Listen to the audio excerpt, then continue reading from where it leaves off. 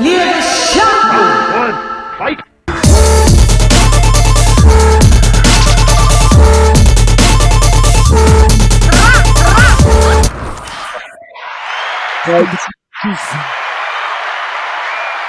Okay, so now we have to go over to our World Cup correspondent, Kenny Ken in the building.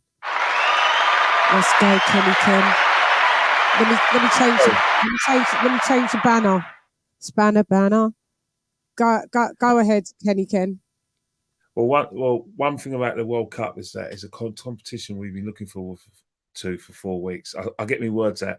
For 4 years, I've been looking forward to this tournament.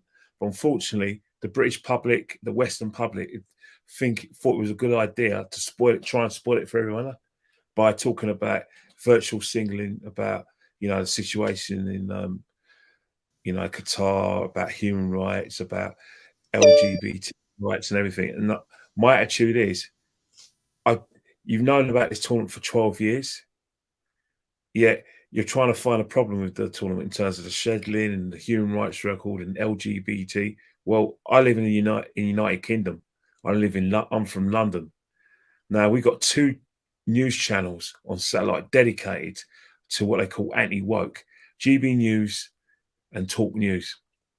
And I can tell you from categorically, all the issues that they criticise Qatar for, well, last time I heard, they have the same issues in this country.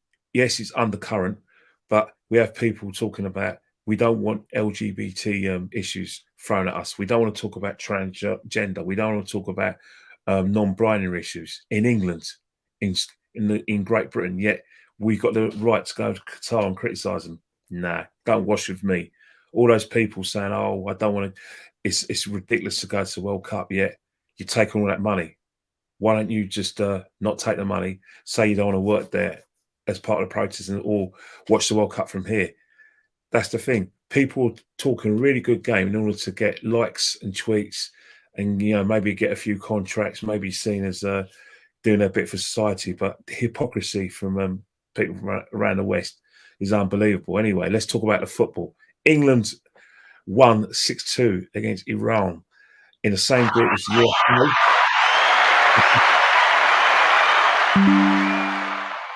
And Wales. The USA drew with Wales 1-1, goals by Timothy Weah and a penalty by Gareth Bale. So as England's group is looking at the moment, England are on 6 points. Sorry, on 3 points, although they got 6 goals. And Iran have got no points. And the USA and Wales have got a point each. So massive, massive game this Friday between the USA and England. And then before that, we're going to have Wales versus Iran. So there's massive, massive games. In other games today, Senegal lost 2-0 to the Dutch.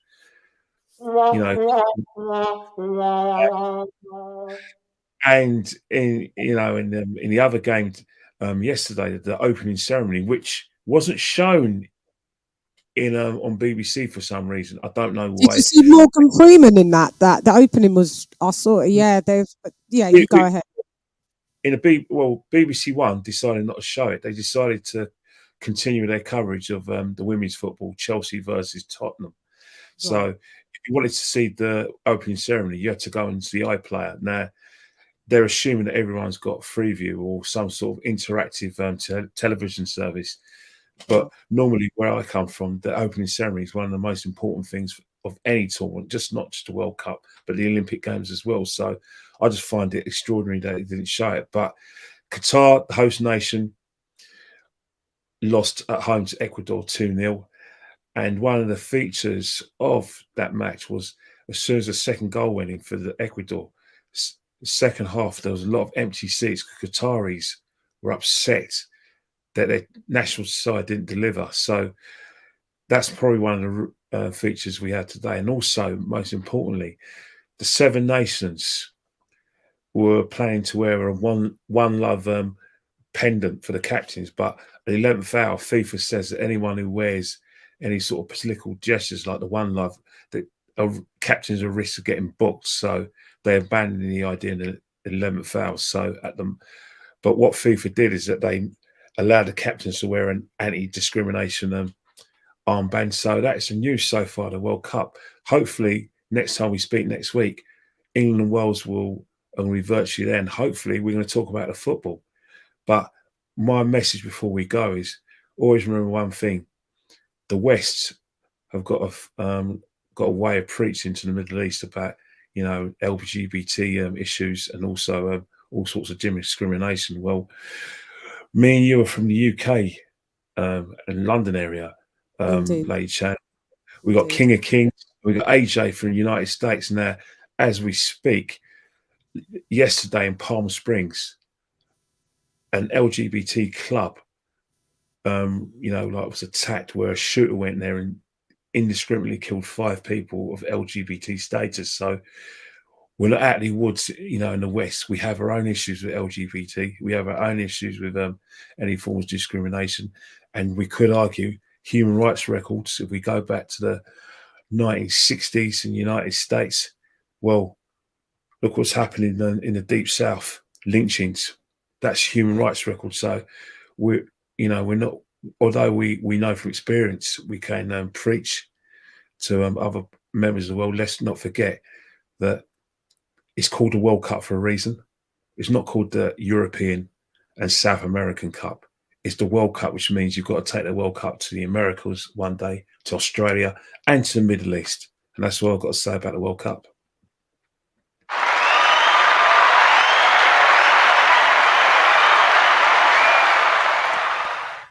Our World Cup correspondent Kenny Ken is in the building. Kenny Ken, that was a amazing breakdown, and it has to be said. It has to be said that we live in 2 countries where and I hate to say it, but I can say it to all amongst us all. Yeah. As much as let me just put you lot backstage 1 second. Hang on. So it's just me and Kenny. 1 second. I'll put you guys back on. Promise. Yeah. Go ahead. As long as the thing we have in the West is that we have legislation to protect us, to protect people with LGBT of orientation. But I can tell you right now, there's an undercurrent of anti-LGBT issues still in this country, and definitely still in the United States. And people are actually voicing their opinions, but they do it for humour. Where, you're not allowed to call someone a man or a woman now. That's throwing shade at LGBT issues. So we do have our own problems there. So it's a bit sticks in the craw when you go to other countries and throw your weight around and make out that everything's good in America, everything's good in Britain. It's not. Got a long way to go. Yeah. Bit by bit, en español, decimos poco a poco, día a día. In Spanish, we say day by day, bit by bit, day by day. Hopefully things get better. Yeah. It can only improve, once these types of things are highlighted. It was lovely to see a bit of the opening with Morgan Freeman with the guy that didn't have any legs.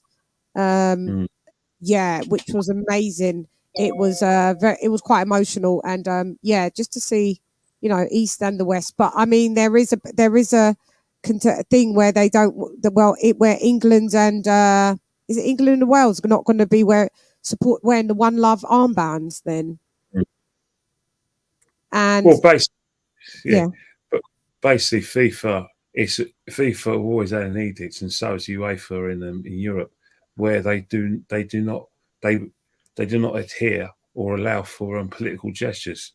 For instance, there are times when England wanted to have the 2-minute silence from Remembrance Day and have the poppies and on European games that are basically covered by UEFA, and the friendlies or World Cup qualifiers covered by FIFA, not allowed. So, there's a precedent where these sort of things are not permitted unless FIFA directs it themselves, and you need special dispensation in order to have seen the national anthem for the Queen in a UEFA event. So, was we allowed to sing the national anthem? We was, weren't we? Not really. No, I don't think that was the thing. I think they needed special dispensation for UEFA. So, both UEFA and FIFA have formed for prohibiting any sort of political gestures. So it's one of the things where, well-meaning as it is, you know, it's a football competition. You don't want to lose players to bookings because they're not going to fine you. The only way that FIFA are going to sort of ratify their stance is by hitting them where it really hurts, i.e., preventing them from playing matches.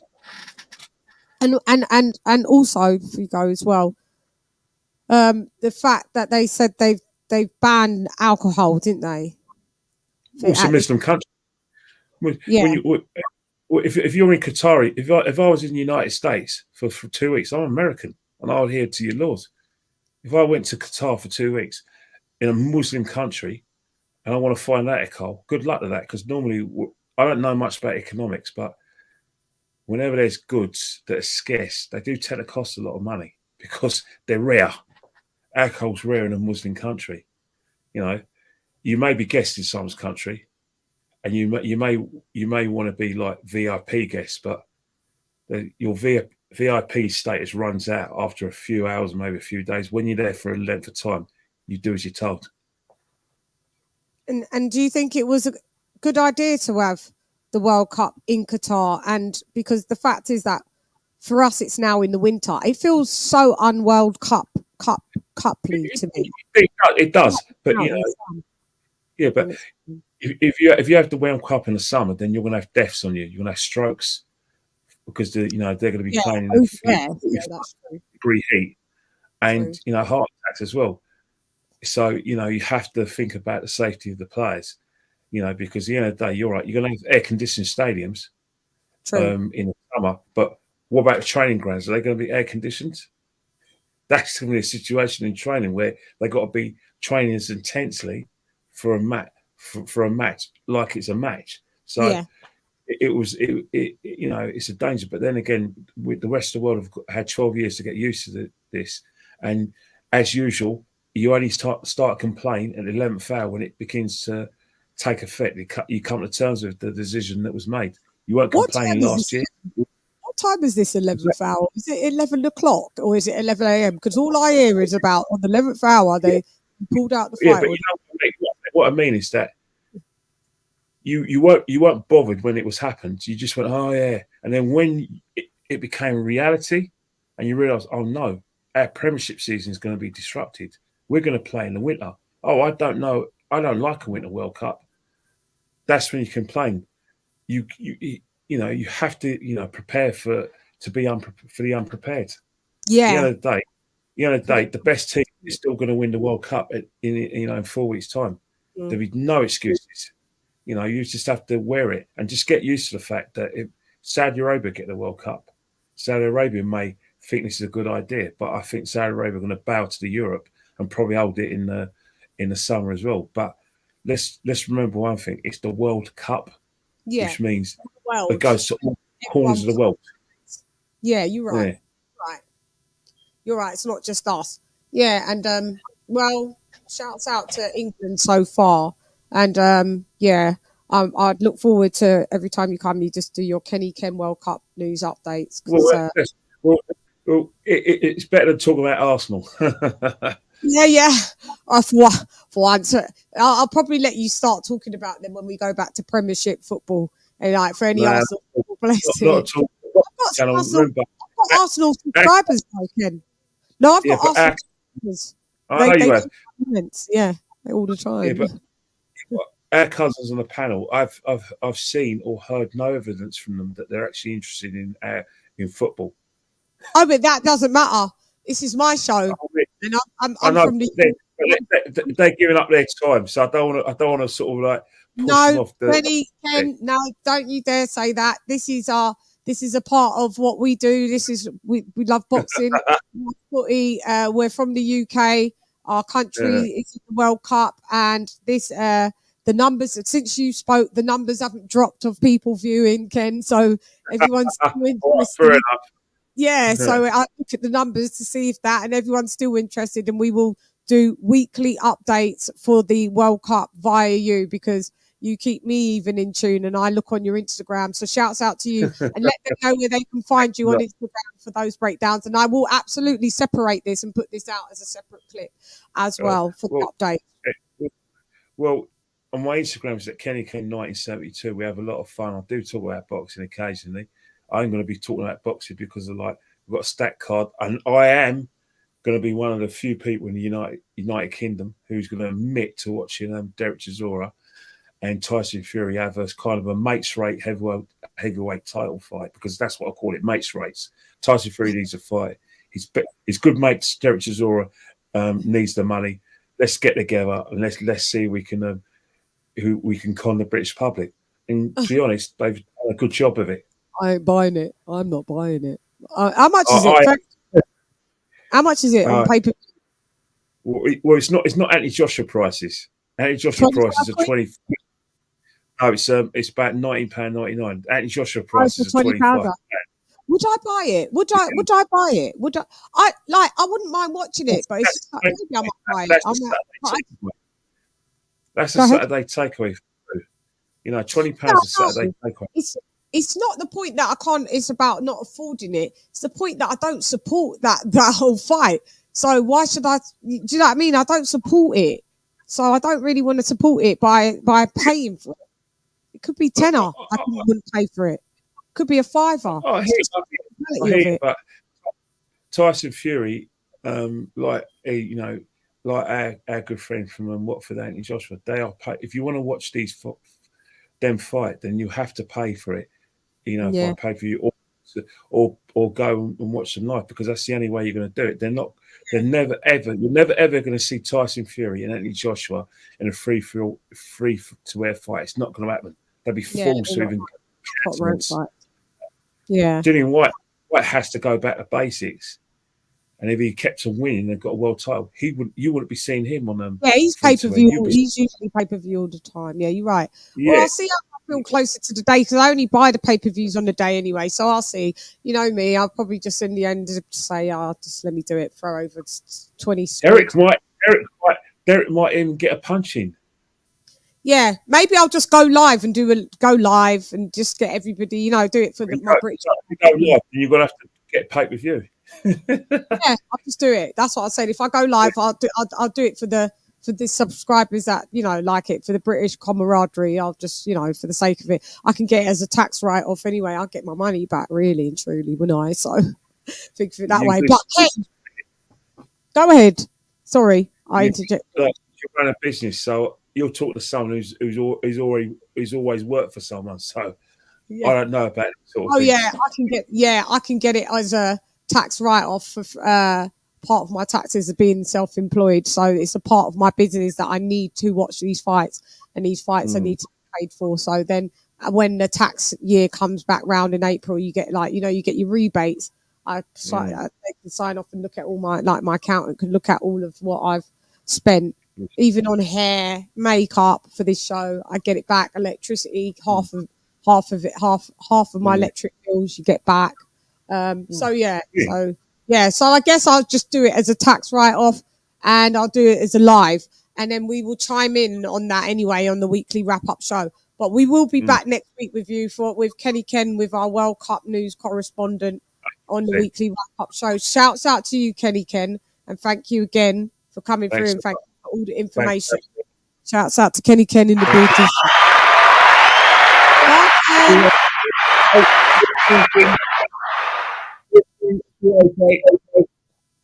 See ya. LadyChann. Yeah.